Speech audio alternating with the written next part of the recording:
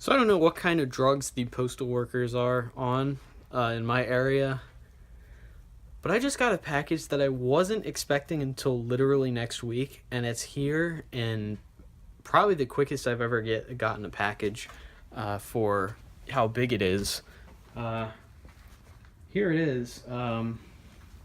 This is a bass guitar. I hope they sent me the right one, but here it is a week early.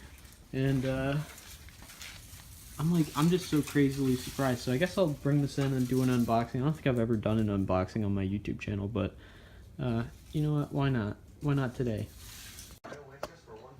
Here we are in my kitchen. Let's mute the TV. I should have thought about that earlier. Alright, so I ordered a Ibanez Mikro bass guitar. Super short scale bass.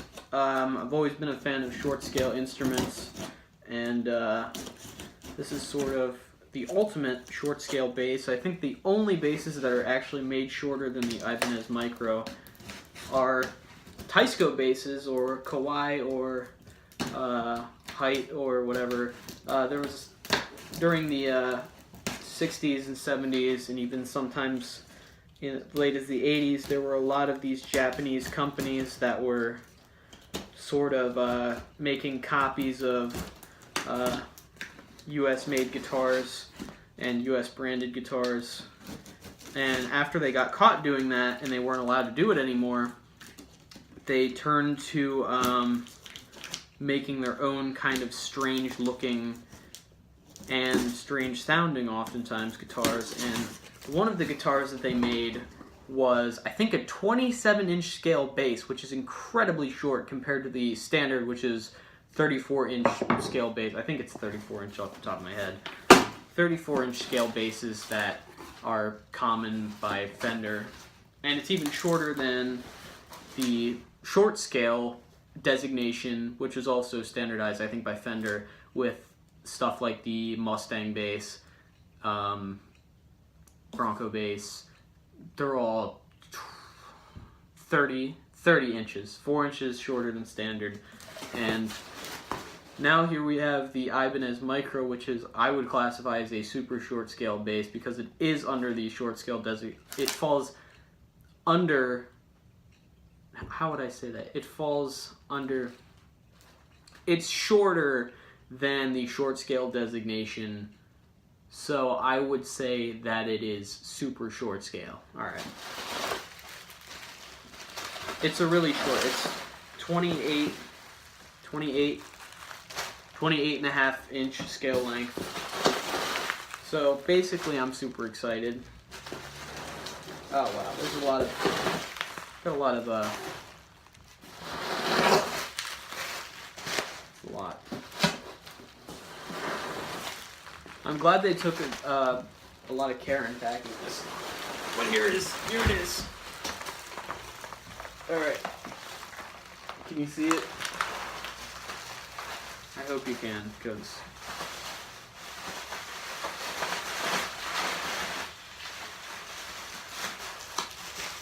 wow.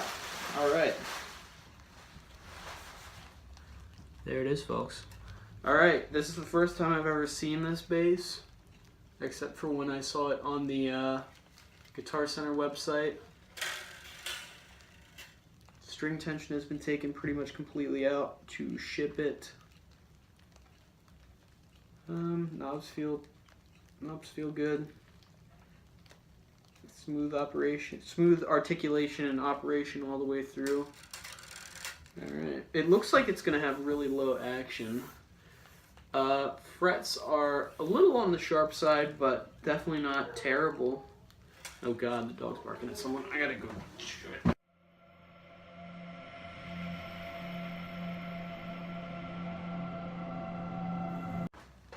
That was a different postal company delivering more packages, and the dog started barking at him, so he just dropped them over the front gate and left.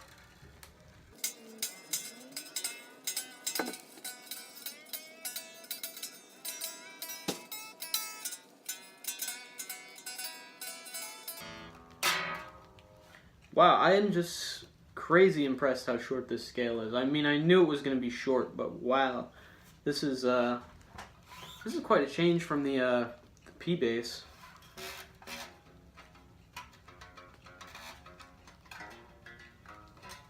All right, it's not tuned at all because I can't do tuning from just the ear. Input jack is right there on the bottom. We got two straps here, strap buttons. Yeah, strap buttons, not two straps, two strap buttons. 4-bolt neck, belt on neck, blah blah blah. Cheap bass guitars, you already know.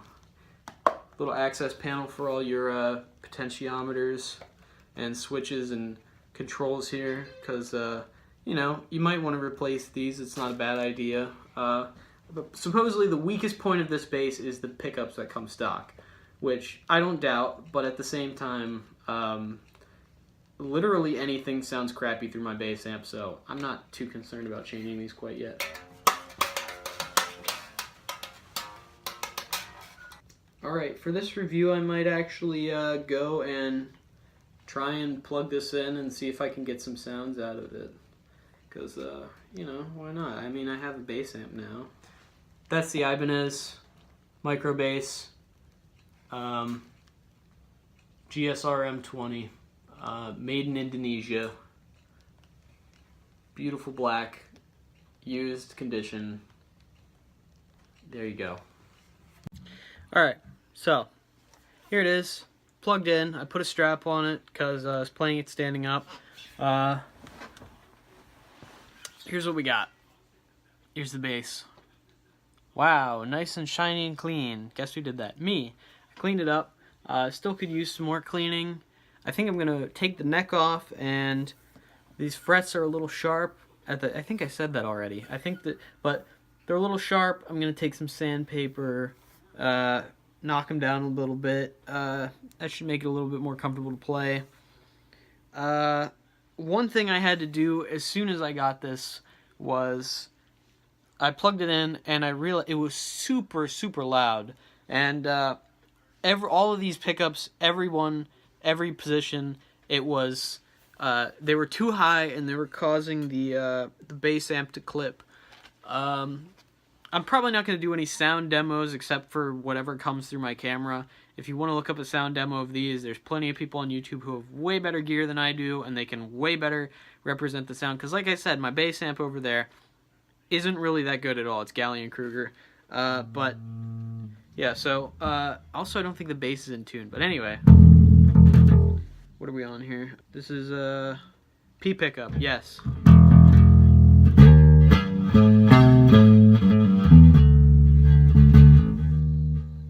J pickup.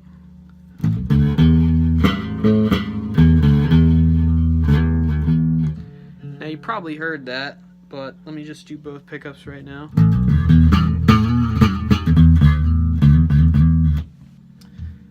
Yeah, there's a huge dead spot on this neck somewhere. It especially happens on the D string here. First fret is completely muted, no matter how hard you try. Second fret, completely dead. Third fret, just a little bit. Fourth, fifth, sixth.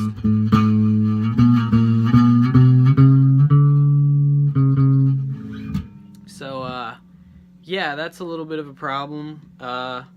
Also, what else am I noticing about this here? Oh yeah, I could roll the tone all the way off here and maybe.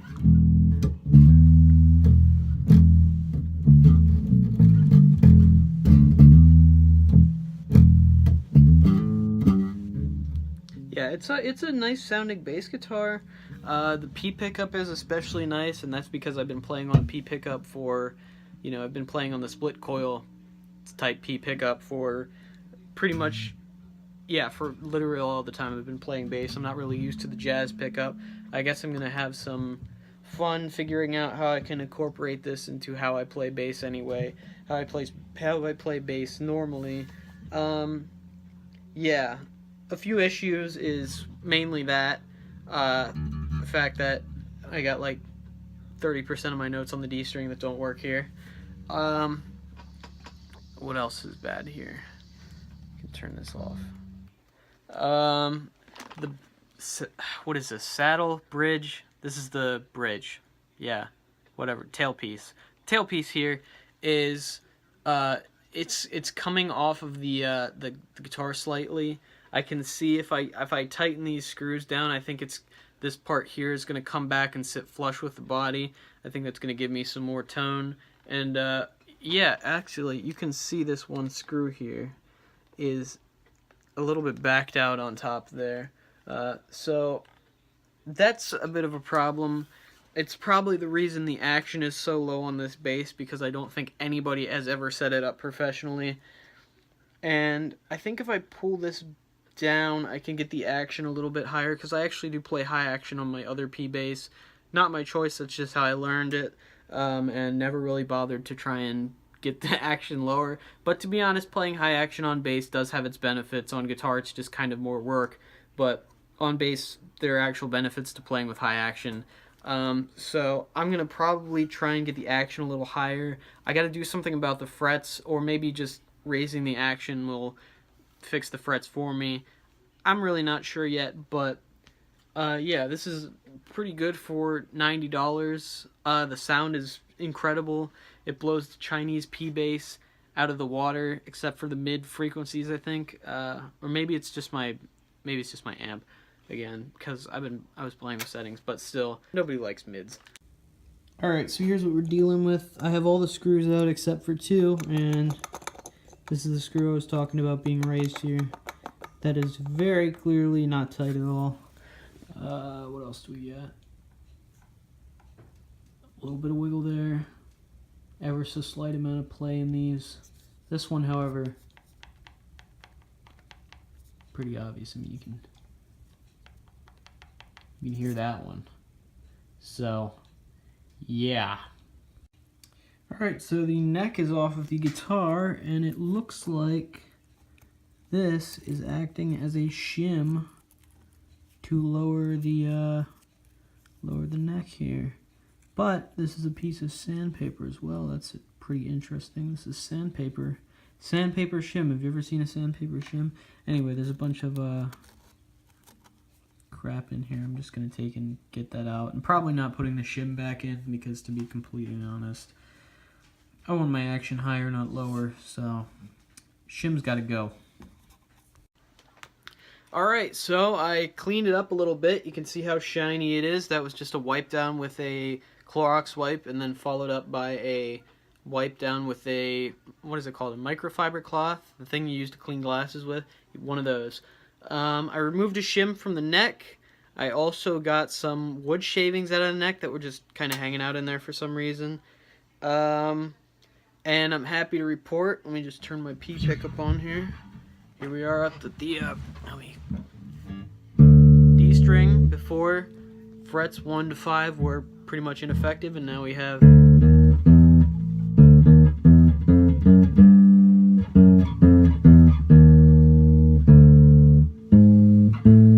I'm not getting any buzzing. Maybe a little bit, but I can deal with it.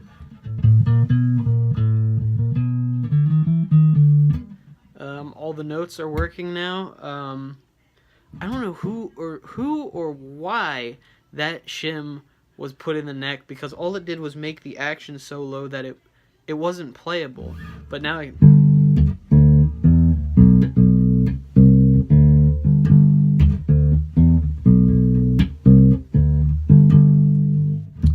anyway, if you want a sound demo of one of these guitars, there's plenty on YouTube. There's plenty of reviews of these on YouTube. This is just me documenting me getting this, me doing some modifications, as well as the removing of the shim. I also tightened up all the hardware up here. I don't know if you could see the screws. You could maybe just barely see the screws before on camera, but I redid this. I took it off, cleaned out from under it, put the bottom part of this tailpiece down first so that it was flush, and then I tighten the screws up on here, and now this is sitting correctly. I raised the height of this D string because, you know, it was buzzing before, so I just raised it up a little bit. Yeah, so I think it's pretty much good to go now. Pretty much ready to rip.